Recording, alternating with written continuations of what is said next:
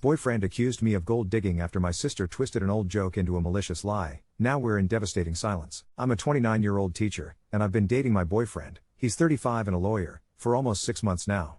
We first met about a year and a half ago, and while we come from pretty different financial backgrounds, I make around $50K a year, and his income is always somewhere in the six figures. Our relationship has always felt balanced and genuine, or at least, it did. Recently, my parents decided to host a family get-together at their place. My mom and dad are in their 60s and my older brother is 35. Everyone had met my boyfriend before, but this time, some extended family and my sister-in-law's folks were joining too. It started off well enough, people were catching up, food was good, and the atmosphere seemed relaxed. That was until my sister, she's 32, walked in. Let's just say, our relationship is barely there. If my parents didn't want to keep her around, I wouldn't speak to her at all. No one told me she'd been invited, and when I pulled my mom aside to ask why, all she said was, she needs some encouragement. I could feel my blood pressure spike, but I decided to stay and just see how things went, promising myself I'd leave if my sister started any drama. Strangely, the evening passed without much from her. I barely saw her at all. My boyfriend left early, saying he was tired, and I figured that was the end of it. But I was so very wrong. A week went by without a single message from him, which was bizarre. We usually text every day, just sharing how our day went or making plans, even if it's something small. Then out of nowhere, he texts me, asking to meet at a park because he wanted to talk about something important. I had absolutely no clue what was happening, but I went. The moment I saw him, the vibe was off. He didn't even hug me, which was unusual. I asked what was wrong and, with almost no preamble, he hit me with, "Are you dating me just because I'm rich?" I was stunned. Completely caught off guard. I told him, absolutely not, that's never been what our relationship was about. He just asked again, almost as if he couldn't believe me. My head was spinning. I asked him where this was coming from, because it was so out of character, and then he asked me if I'd ever said all my problems would be solved if I married rich. Okay, I'm human, I've definitely joked about that before, but in the same way people say, maybe I'll quit my job, move to Iceland, and just herd sheep. It's an escapist joke, not a life plan. I tried explaining that to him, but he didn't budge. Finally, he told me he heard it from my sister. Apparently, she chatted him up, found out he was a lawyer, and immediately said something like, "Oh, that makes sense because Op always wanted to marry rich. Looks like she's living the dream." I could have screamed. My sister, who bullied and abused me for years, had taken an old joke from when I was a depressed, sick teenager, and twisted it to make me look like a gold digger to my boyfriend.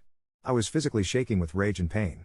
I told him straight out that what she said was taken completely out of context and that he couldn't trust her, but he just kept pressing, asking why she would say something like that so casually if it wasn't true. That's when I finally told him, she's a narcissist, she's treated me like absolute crap my whole life, and she never takes responsibility for any of it. Still, he couldn't wrap his mind around it. So I left. I told him that if he was actually willing to take the word of a person he met once, someone I told him flat out was toxic, over all of my friends and family who know me, over all the time he'd spent actually getting to know me, then this couldn't work. I walked away, already in tears.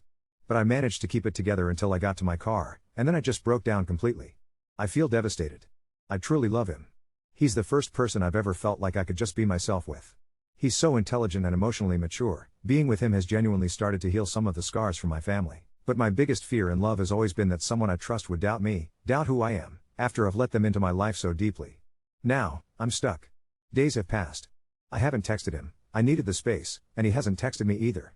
I keep wondering if I overreacted, but deep down, I can't shake the feeling that he should have known better. He should have trusted me. I don't know what comes next. The silence is unbearable. Update 1, here's how it all unfolded from my perspective. After walking away from that painful conversation with my boyfriend, I couldn't stop thinking about what went wrong and whether just leaving it unresolved was the right thing to do. I realized I owed it to myself, and to us, to seek real closure. So, on Friday, nervously typing, I sent him a message, "Hey boyfriend, I want to apologize for leaving things the way I did. I was really upset and hurt so I left before my emotions got worse, which obviously didn't help the situation. Can we meet up this weekend and talk? I want to see if we can get on the same page and evaluate our relationship." I barely had time to gather my nerves before he texted me back almost immediately, agreeing to meet the next day at my place. To say I was anxious would be an understatement. There were so many thoughts swirling, some telling me maybe it was best to end things, others making me wonder if there was something hidden beneath the surface he hadn't told me. But I needed to know the true story, no matter where it led. When I opened my door and saw him standing there, holding a bouquet of flowers with a look I'd never seen on his face, a fragile mix of sadness and concern, it knocked the wind out of me. He was never the expressive, emotional type, but in that moment, all his walls seemed gone. He handed me the flowers and we sat down. Without waiting a second, he looked me straight in the eyes and said, "I'm so sorry, Op. I know I effed up." Hearing him just own up to it like that calmed the frantic storm in my chest. I'd been dreading this conversation, afraid we were just going to spiral into blaming and defending, but here he was, just, genuine. He even told me he had been about to text me to ask if we could meet and talk, right when mine came in. I thanked him for actually apologizing and offered my own apology for how I reacted. Then, I asked him, how did we get here? Could he explain everything from the beginning so I could finally understand? He took a deep breath, and everything spilled out. He wasn't the man he used to be. Long before he and I started dating, he'd been a serial womanizer, a workaholic, something I'd known about. He was driven to be just like his father, who was his idol, a renowned lawyer. But in his mind, there was always a line. Sure, he'd have numerous flings while single, but marriage was sacred. Like his dad, he would, he thought, settle down and be a faithful partner. That illusion shattered when he discovered his mom had been cheating on his dad for years.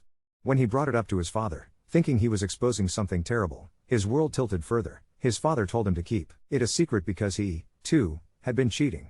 Apparently, they both had known all along about each other's affairs, but chose to keep up appearances, valuing their reputations over the truth. His image of his parents, especially the one he most admired, imploded. Depression swallowed him. He drowned himself in bars and drinks to numb the pain. That's when he met Matt. Matt was bartending, one of those rare souls who genuinely cares about people. Matt saw through my boyfriend's front, listened to him, and helped him start piecing himself together again. Through that friendship, my boyfriend transformed. He stopped binge drinking, scaled back his grueling 80 to 90-hour work weeks, and stopped objectifying women. He tried to become a better man. Matt eventually moved to my city for work and, by chance, started dating my friend Becca. That's how I met Matt, and eventually, at Matt and Becca's wedding, how I met my boyfriend. All of that led my boyfriend to pack up and move here, to put distance between himself and his parents, and to try to lock in the changes he'd made. So when everything blew apart between us last week, after he let my sister's words convince him to doubt me, he listened to what I said about trust and turned to Matt for advice. He told Matt everything, how my family's and my friend's testimony should have been enough for him to trust me, how he let my sister's act worm its way into his head. Matt let him vent, but then called him out. Do you really think Op would still be living in a crappy one-bedroom apartment if she was dating you just for your money? Has she ever given you any reason to question her before all this? My boyfriend admitted he couldn't name a single thing I had done to make him question my motives. He knew I wasn't materialistic, I was always generous and fiercely independent, but my sister's innocence derailed his reasoning. She's always been seen as innocent and bubbly, fooling everyone, even our parents, despite all she's done, cheating, burning through money without consequence, even making dark jokes about hurting me or them. She's managed to keep her true self hidden from most people. I could hardly blame him for being taken in, the world was, too. But then he told me something I hadn't known before. Years back, he told Matt about his history with being used for money. The relationship right before me had ended badly because a girlfriend, who he had supported and spent lavishly on, cheated on him anyway. All of that left him deeply insecure about women's motives when it came to dating. He confessed even the sweetest women would change completely when he revealed he was a lawyer. It just killed his desire to know them at all. He told Matt he didn't want to date anyone unless a friend could vouch for them personally, which is why Matt, who'd watched us and had faith in me, encouraged him to ask me out in the first place. So, after our fight, Matt told him that if he still needed reassurance, he should talk directly to the people in my life to get the truth. That's exactly what my boyfriend did. For the past week, he'd been seeking out my friends and family, telling them what had happened, and asking what kind of person I really was. It turns out, he even went to my parents and admitted how badly he'd messed up. My mom, apparently, was devastated. She truly liked him, and learning that inviting my sister had led to the rift between us nearly broke her. All she's ever hoped for is to see us both happily married, especially with my sister leaving a trail of failed relationships and my own rocky romantic history. She was so upset, she cried, and apologized profusely. My boyfriend asked her to give me space until he could talk to me in person, which explained why she'd gone radio silent, a first for her. My boyfriend told me everyone he spoke to had nothing but the kindest things to say about me. Not a single person thought there was even a chance I could be a gold digger or anything less than genuine. I was in tears, sobbing harder than I have in a long time as I listened to everything unfold. My boyfriend kept apologizing and promised he'd do anything to earn my trust back. Then he told me that, if our relationship was going to work, and with the very real possibility my sister could show up unexpectedly again, he needed to know the truth. He needed to be prepared for exactly what kind of person she is so this kind of thing would never catch us off guard again. So, I told him. Not absolutely everything, there's just too much pain and history to unload in one sitting, but once I started opening up, it all came tumbling out. I spared him the most traumatic details, out of both self-preservation and the knowledge my sister might somehow find out. The gist, though, is this: my sister has untreated mental illnesses she refuses to get help for. Even when we've gotten her professional help, like therapy, inpatient treatment, or medications, she's always been uncooperative or stops treatment the moment she can, no matter what her doctors say. There's a nasty pattern to her life. She cycles through abusive behavior and love bombing in every relationship, romantic, family, it makes no difference, and she never takes any responsibility for the hurt she causes. It's why I stay low contact with her. By this point, I wouldn't blame anyone for wondering if I've been in therapy myself. Truth is, I haven't for a while. My work contracts didn't come with insurance, but that changes soon. I'll have coverage come September, and that's something my boyfriend and I agreed on during that heavy conversation. We're both getting individual therapy. He needs to process his old insecurities and family wounds, years of stuff with his parents and past relationships. And me? My sister left deep scars I've never truly faced in therapy. We decided to schedule weekly times together. Not just for dates, this is for uninterrupted, honest talking, especially about what comes up for us in therapy. I made a joke, lightening the mood, about how we both have this defense mechanism where we just go silent when things get too intense. The ice was finally breaking. We both admitted we hadn't handled any of this well. Next time, we promised each other, any concern would be voiced right away. No running away, no shutting down. If we don't get something, we'll ask and keep asking until we do. That talk lasted for hours. Eventually, we gave up on going out and just made dinner at my place, sitting and talking even more. After everything, for the first time in a while, I actually feel hopeful, genuinely hopeful, about what comes next. Update 2. I wish I could say things stayed peaceful after the conversation with my boyfriend, but life had other plans. About 3 weeks after we reconciled, I was having coffee with my friend Sarah when she mentioned something that made my blood run cold. She'd been at a networking event downtown and happened to see my boyfriend there, except he wasn't alone. He was with a woman Sarah didn't recognize, and they seemed close. Really close. Sarah said she almost went over to say hi, but something about their body language made her hesitate. The woman had her hand on his arm, they were leaning in toward each other, and when Sarah looked again a few minutes later, they were gone. My stomach dropped. After everything we'd been through, after all those promises about communication and trust, was he cheating on me? Sarah kept apologizing for telling me, saying maybe it was nothing, but I could see the worry in her eyes. I tried to play it off, but internally I was spiraling. I didn't confront him right away. Instead, I found myself doing something I never thought I'd do. I started paying attention to his patterns. He'd been working late more often, sometimes not responding to texts for hours. There was one night he said he was at the office until 11 p.m., but when I drove by his building, it was completely dark. The paranoia was eating me alive. Every time he smiled at his phone, every time he took a call in another room, every time he was even slightly different, I wondered if this was it, if my sister had been right about something after all, just not what she'd originally said. Then last Friday happened. I'd planned to surprise him at his office with lunch. We'd been doing better with our weekly check-ins, and I wanted to do something spontaneous and sweet. But when I got there, his secretary looked genuinely confused and said he'd left around 10 a.m. for a client meeting and wouldn't be back until Monday. That's when I lost it. I called him, and when he answered, I could hear restaurant noise in the background. I asked where he was, and there was this pause, this horrible, telling pause, before he said he was grabbing a quick bite between meetings. I asked which restaurant, and he got defensive, asking why I was questioning him. We had our biggest fight yet. I told him about Sarah seeing him with another woman, about the lies, about how I felt like I was losing my mind. He kept denying everything, saying Sarah must have been mistaken, that I was being paranoid and letting my family issues affect our relationship. But then something shifted in his voice. He got quiet and said, I need to tell you something, but not over the phone. Can you come over tonight? Those words haunted me all day. I almost didn't go. Part of me knew that whatever he was going to tell me would change everything, and I wasn't sure I was ready for that. But I also knew I couldn't live in this limbo anymore. When I got to his place, he looked terrible, like he hadn't slept in days. He poured us both a glass of wine, which he never does on weeknights, and I knew this was going to be bad. I haven't been cheating on you, he started, and I felt a tiny bit of relief. But I haven't been completely honest either. It turns out the woman Sarah saw was his ex-girlfriend Emma, the one who had cheated on him and used him for money. She'd been calling him for weeks, ever since she found out he was in a serious relationship. At first, he ignored her completely, but then she started showing up places. His office building, his gym, even the coffee shop near his apartment. She told him she'd made a terrible mistake, that she'd been going to therapy, that she realized what she'd lost. She wanted him back and was willing to do anything to prove she'd changed. The client meetings were actually him meeting with her, trying to convince her to leave him alone. Why didn't you just tell me? I asked, and he looked so ashamed. Because every time I tried, I heard your voice saying I should have trusted you over your sister. I was afraid you'd think I was being weak, or that I still had feelings for her. And honestly. He paused, staring at his hands. I wasn't sure I didn't. That hit me like a truck. Here I was, worried he was cheating, when really he was wrestling with feelings for someone who had destroyed him. In some ways, it felt worse than cheating. He told me that their last meeting was that Friday when I'd called. He'd finally told Emma definitively that it was over, that he was in love with me, and that she needed to stop. She didn't take it well. She'd started crying, begging, even suggesting they could just be friends. When he refused, she got angry and said things that made him realize she hadn't changed at all. She said if I really loved you, I'd tell you about our meetings, he continued. She said keeping it secret proved I was still emotionally attached to her. And the worst part is, she was right. I didn't know what to say. I felt betrayed, but also confused. He'd been honest now, but only after I'd caught him in lies. How was I supposed to trust him going forward? We talked until almost 3 a.m. He swore Emma was completely out of his life now, that he'd block her on everything and even consider getting a restraining order if she kept showing up. He said he realized that by hiding it from me, he'd been protecting Emma's hold over him instead of protecting our relationship. I left that night without giving him an answer about where we stood. I needed time to process, to figure out if this was something we could work through or if it was a deal breaker. But here's where things get complicated. Yesterday, Emma called me.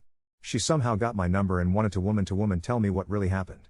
According to her, she and my boyfriend had been meeting regularly for months, not weeks. She said he'd been confusing her with mixed signals, that he'd even kissed her during one of their meetings, and that he'd told her he wasn't sure if he wanted to stay with me. I don't know what to believe anymore. My boyfriend swears she's lying, that she's trying to manipulate the situation because she's angry he rejected her. But how can I tell what's true when he's already admitted to lying to me for weeks? The worst part? I found myself wondering if my sister had planted some seed of doubt in my boyfriend's mind about me that made him more susceptible to Emma's advances. Like maybe he'd been questioning our relationship all along, and Emma just gave him an excuse to explore his options. I'm supposed to see him tonight to give him my decision about our relationship. But honestly, I have no idea what I'm going to say. I love him, but I'm not sure love is enough anymore. Trust, once broken, is so hard to rebuild, and we've broken it from both sides now. The irony isn't lost on me that my biggest fear was someone doubting who I am after I let them in, and now I'm the one doubting everything. Update 3. I went to see him that night, but nothing could have prepared me for what I was about to discover. When I arrived at his apartment, I could tell immediately that something was different. He looked exhausted, almost defeated, but there was also this strange sense of relief in his eyes. Before I could even sit down, he handed me a manila folder. I need you to see this first, he said quietly.